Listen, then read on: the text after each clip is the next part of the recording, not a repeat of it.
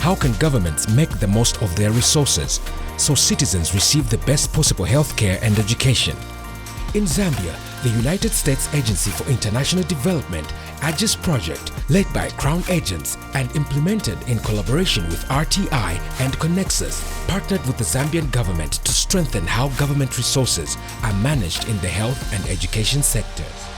In January 2022, the Zambian government, through the Ministry of Education, abolished school fees to provide free education for all.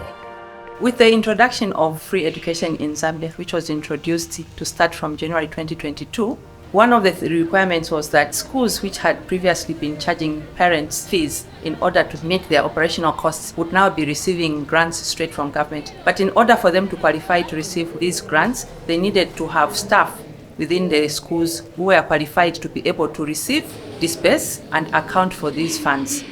However, the finance committee members and head teachers had no training in managing budgets or complying with finance and procurement regulations set by the government. After the introduction of free education, we needed money as soon as possible in schools. Just when the policy of free education was being introduced, the government realized that we had to be trained in financial management so that money can be put to good use. Our institutions were not ready to receive these funds. We had teachers, we had head teachers all over the country in 116 districts, multiplied by the number of institutions out there. To ensure funds allocated were spent effectively and transparently, the USAID AGIS project was asked by the Ministries of Finance and Education to train over 25,000 teachers on how to manage funds and the procurement of goods in line with the government's policies and guidelines.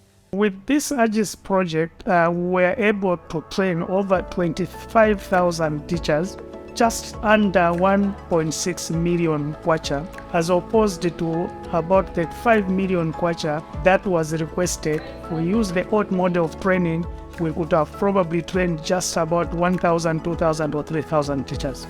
And these teachers we reached out were not only concentrated in one area, they were across the country, some of them in areas which could not be impassable during the rain season that were providing this training.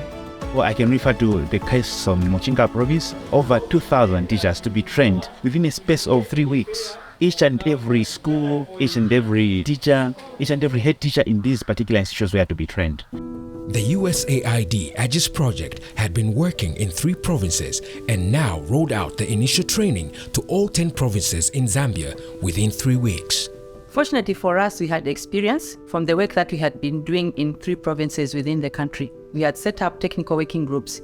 So we are able to replicate this in the other remaining 7 provinces where we are not working and be able to train within these structures. And that's how we are able to train within the time frame. AGIS facilitated that training through the Zoom platform. Within a space of 3 days, everyone was equipped and was trained to handle the finances in these institutions.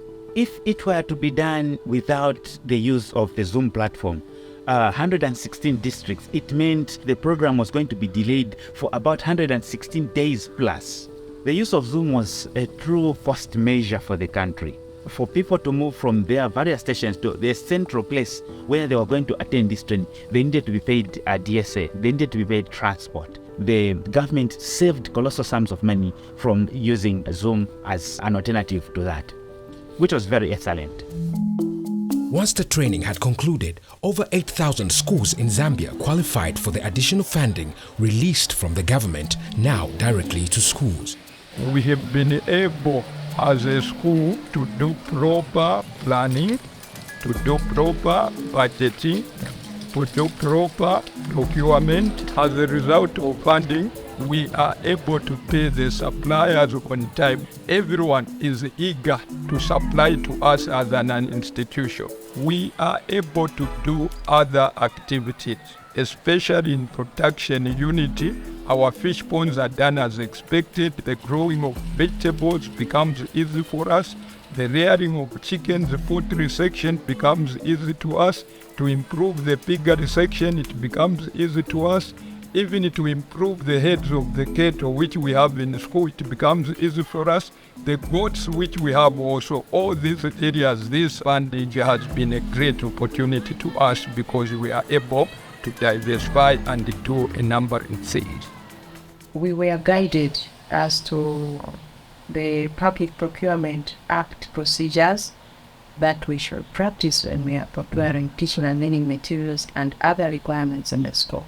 Before then, we would find it a challenge to procure items in good time, but after the training, we are able to organize ourselves and procure items in good time, and teaching and learning will start almost on the first day of opening schools.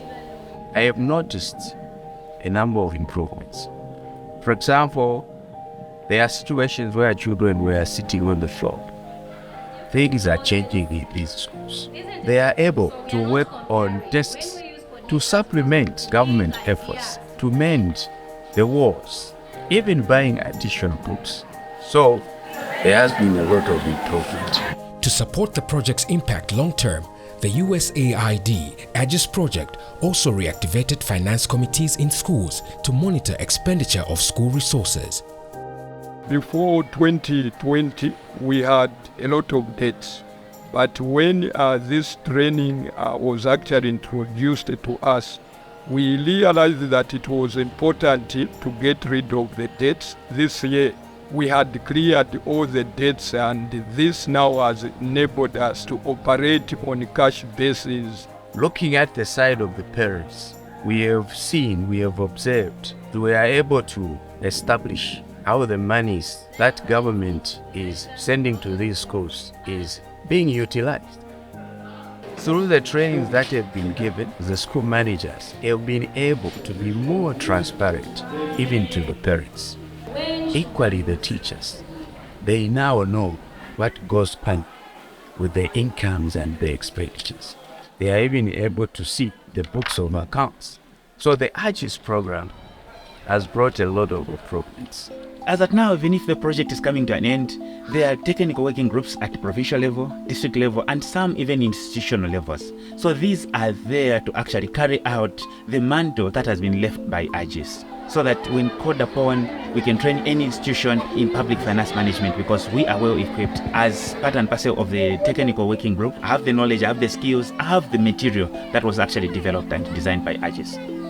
My name is Hope Tembo, and then I chose Girls Secondary School. After here, I would love to study law. I want to be an independent working woman and just lead a good life for the years. A nation's wealth lies in the education and health of its people. USAID AGIS has been implemented by Crown Agents, RTI and Connexus.